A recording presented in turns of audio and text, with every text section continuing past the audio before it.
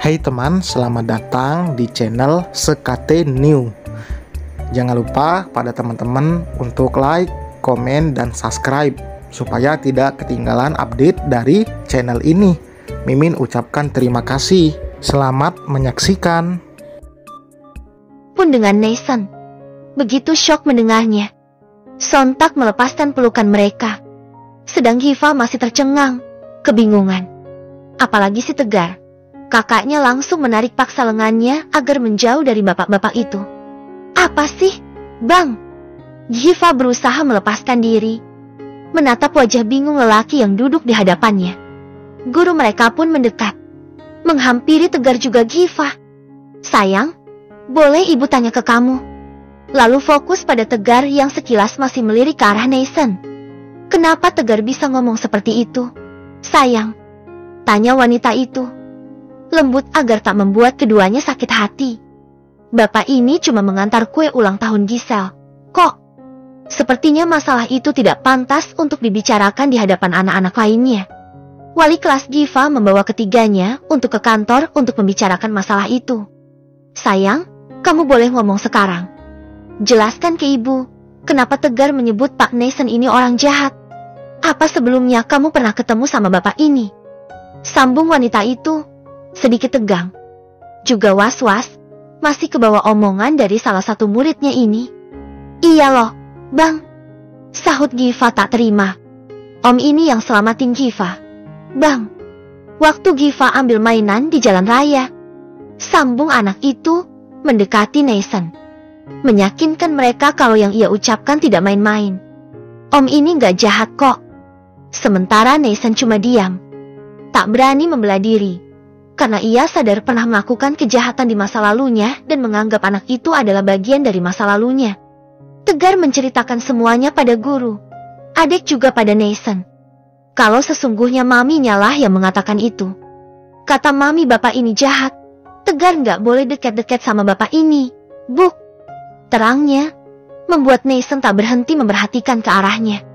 Banyak pertanyaan yang pada akhirnya membuat ia buka suara.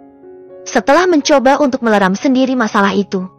Boleh saya tahu, siapa nama orang tua kamu? Nah, Nathan beranikan diri untuk bertanya. Dedi Samir dan Mami Cantika. Jawab Tegar, jujur. Seketika wajahnya merunduk. Niatnya untuk membela diri musnah. Wanita yang menjadi penengah masalah mereka bisa melihat ada sesuatu yang tengah terjadi antara Nathan juga wali murid dari Tegar dan Giva. Kalian boleh kembali ke kelas ya.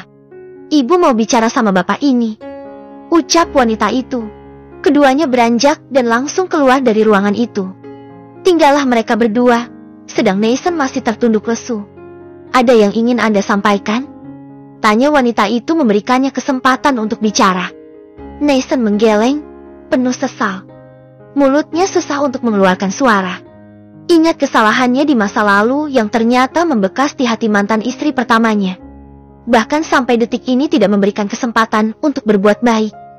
Seolah apa yang ia lakukan tetaplah salah. Wajar, seperti apa dulu ia menyakiti Cantika. Bukan saha jiwa, raganya terkadang jadi pelampiasan kemurkaannya. Ia tak berani untuk bicara. Meninggalkan tempat itu buru-buru, bahkan teriakan dari wanita tadi tak dihiraukan. Ya Tuhan. Artinya Cantika sudah pernah melihat aku dan anaknya. Gumamnya. Otaknya ikut bekerja. Kemarin itu, Cantika ada di toko, dan lihat aku sama anaknya pelukan. Kami sangat dekat, sampai aku merasa bahagia merasa disayangi oleh seseorang. Sambil terus berjalan menuju ke mobilnya. Wajah anak itu pekiknya frustrasi. Kepalanya mendadak sakit lantaran terlalu banyak untuk memikirkan hal itu. Aku harus temui dia, bicara sama dia. Ucapnya dalam hati saat membuka handle pintu mobil. Ia berhenti sejenak. Enggak, ini enggak mungkin terjadi. Baiknya aku tidak mengganggu mereka lagi. Ia urungkan niatnya untuk menemui mantan istrinya, memilih menghindari mereka. 3 bulan berlalu, dan malam ini akan menjadi momen indah untuk Andira dan Fajri. Sebentar lagi, mereka akan mengukuhkan janji setia di hadapan para saksi dan penghulu yang menyaksikan pernikahan mereka. Tidak seperti saat bersama Nathan. Pesta yang mereka buat sangat sederhana. hanya dihadiri oleh kerabat dan orang-orang terdekat mereka. Catering dan juga urusan makanan, mereka ambil dari resto juga toko kue miliknya. Sehingga tidak memakan banyak biaya. Masya Allah cantiknya, anakku. Puji Cantika yang baru saja masuk kamar. Melihat anaknya sedang berganti pakaian. Mami bisa aja ah. Selamat ya sayang. Akhirnya sebentar lagi kamu akan temui kebahagiaan yang sebenarnya. Ucap Cantika ikut senang. Putrinya bisa menemukan jodoh terbaiknya. Ini juga kan berkat Mami, hehehe. Sahutnya tak kuasa menahan kebahagiaannya. Cantika sudah banyak berjasa dalam membantunya menentukan pilihan. Contohnya meyakinkan ia kalau Fajri adalah jodoh terbaik yang dipilih Tuhan untuknya. Karena itu ia selalu curhat, meminta pendapat pada maminya. Ya sudah, udah cantik gini, yuk ke depan. Udah ditungguin penghulu sama calon suami kamu. Ajak Cantika, membantunya berdiri. Mereka berjalan anggun menuju ke ruang tamu. Acaranya digelar di kediaman Samir dan Cantika. Sengaja, karena halamannya luas dan tidak mau sewa gedung. Di ruang tamu, Fajri sudah duduk dengan gagahnya menunggu kedatangan calon permaisurinya. Keduanya duduk bersandingan, saling berdekatan menunggu petuah dari penghulu yang akan menghalalkan mereka. Hanya dengan satu tarikan nafas, Fajri berhasil mengikat Andira tak hanya di depan kedua orang tuanya, tetapi juga di hadapan Tuhan mereka. Kini status mereka sudah resmi menjadi sepasang suami istri. Tanggung jawabnya sebagai laki-laki semakin bertambah. Namun ia berjanji akan berusaha menjadi imam yang baik untuk keluarganya. Yang terpenting untuk istri tercintanya. Alhamdulillah sudah halal. Fajri nampak malu-malu saat akan mencium kening Andira. Gaskan, goda Cantika, membakar semangatnya untuk berani melakukan itu. Sambil menyematkan cincin permata di jari manis istrinya, Fajri mencium kening Andira cukup lama. Tak terasa ia merasakan matanya sembab oleh air mata.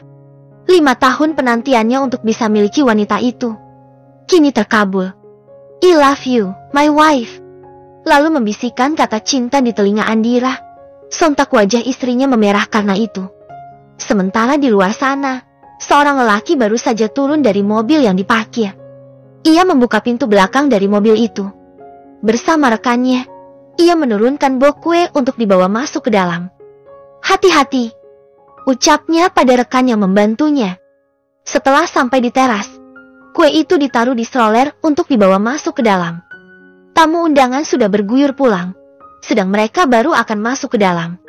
Keduanya mendorong kotak besar itu sampai ke tempat yang sudah ditentukan. Karena nantinya kue itu akan ditunjukkan oleh mempelai pria pada mempelai perempuannya sebagai hadiah surprise. Sayang, aku udah siapkan surprise buat kamu. Yuk ikut aku. Ajak Fajri, menarik lengan Andira pelan agar mau mengikutinya. Mereka sudah berada di ruang tengah usai menyambut tamu undangan. Sementara, Nathan dan rekannya sedang sibuk membuka kotak kuenya. Keduanya sampai di ruang tamu. Surprise! Teriak Fajri, mempersembahkan kue itu untuk istrinya. Kue raksasa yang berbentuk wajah mereka. Bukan keindahan kue itu yang membuat Andira takjub, tetapi kedatangan mantan suaminya yang buaria tak berkedip.